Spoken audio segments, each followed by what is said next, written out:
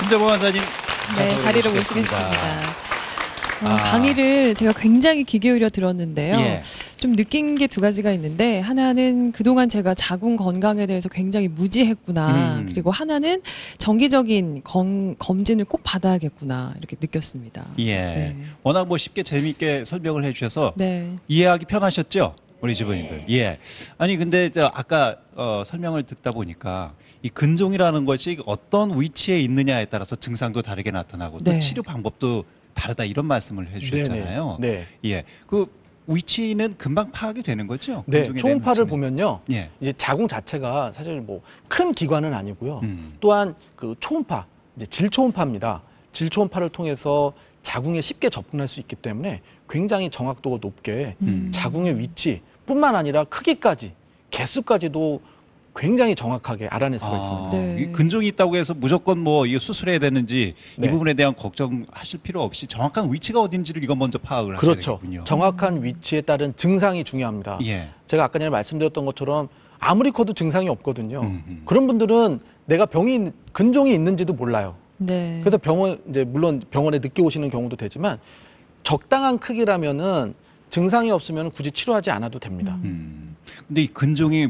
다 암으로 가는 건 아닌가요? 예, 암이 되는 경우는 굉장히 드뭅니다. 아. 우리나라에서도 이 자궁 근종이 암이 되는 경우는요, 1년에 뭐 수십 명 정도밖에 안 됩니다. 예. 근데 이제 발생률이 굉장히 낮아요. 근종이 있다고 하면 대부분의 분들이 이거 암이 되는 거 아니냐 이래서 걱정이 이제 더 커지시거든요. 네. 네, 예. 맞습니다. 근데 굉장히 드뭅니다. 굉장히 드물고요. 또한 연령대가 또 중요한데 이 자궁 근종이 암이 되는 경우는 주로 50대 이후에 걸리시기 때문에 너무 그렇게 걱정하실 필요는 없을 것 같습니다. 예.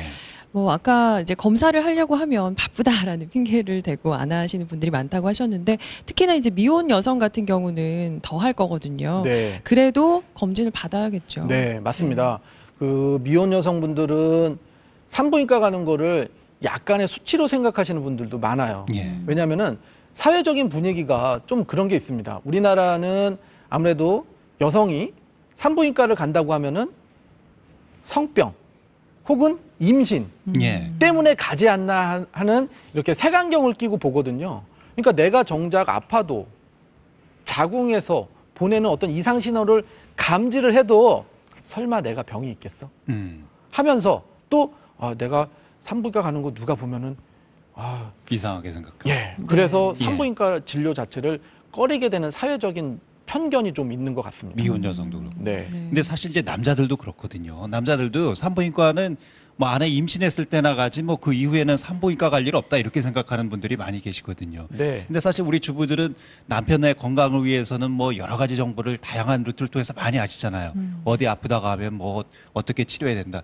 근데 남자들은 잘 몰라요. 저도 오늘 강의 들으면서 한 80~90%는 잘 모르는 내용이었거든요. 네. 어디 이제 뭐 아내가 어디 아프다 하면 그냥 병원 가봐 이러고 말거든요. 같이 저 남편하고 아내하고 산부인과 오는 나이 들어서 오시는 분들은 많지 않으시죠? 많지 않습니다. 예. 그런데 오시는 분들 보면요, 금술이 굉장히 좋아 보시는 분들이 많아요. 이 남편분이랑 같이 와서 서로 걱정해주고 격려해주고 또 수술할 때도 옆에서 이렇게 손잡아주시고 하는 모습 보면은 또한 굉장히 보기 좋습니다. 네. 예. 산부인과는 그렇게 생각하는 것처럼 폐쇄되어 있는 공간은 아니고요. 굉장히 열려 있는 공간이거든요. 예. 그래서 꼭 여성만 오는 것도 아니고 네. 남편분도 같이 와서 어떤 이제 아내분과 같이 상담받고 설명을 들으신다면은 남편분도 이해하시면서 아내분의 어떤 고충도 더 충분히 이해해야 되지 않을까 싶습니다. 네. 중년의 부부가 이 산부인과 가면 늦둥이 생겼나? 뭐 옆에서 네. 이렇게 생각할 수도 있어서. 네, 최근에 네. 44살 먹으신 누뚱이 어, 제가 지금 진료도 보고 있습니다. 예. 그렇군요. 그 상태에 따라서 이제 자궁 적출술이 불가피한 경우가 있다고 하셨잖아요. 네네. 그런 경우에 어쨌든 신체 일부가 사라지는 거고 네. 자궁이 없었을 때 나타날 수 있는 부작용 같은 게 있을까요? 네. 일단 중요한 건요. 자궁 제거하는 수술은 불가피한 선택이라는 겁니다. 절대 정상 자궁을 제거하지는 않잖아요. 의학적으로, 산부인과적으로 문제가 있으니까 제거하는 겁니다. 네. 그럴 경우에는 제거를 하는 게 분명히 바람직한 거예요. 왜냐? 생리통이 심하다던가 아니면 생리량이 과다할 경우에는 삶의 질이 황폐해집니다. 한 달에 15일씩 막 끙끙 앓거든요. 그럴 경우에는 이제 불가피하게 이제 자궁 제거 수술을 하죠. 그렇다면은 그 전과 후를 좀 비교해 봤으면 좋겠어요. 예를 들어서 수술 전에는 한 달에 뭐 10일에서 20일 정도 끙끙 앓았다고 친다면은 수술 받고 나면은 한 달에 하루나 이틀 정도가 불편할 수 있거든요.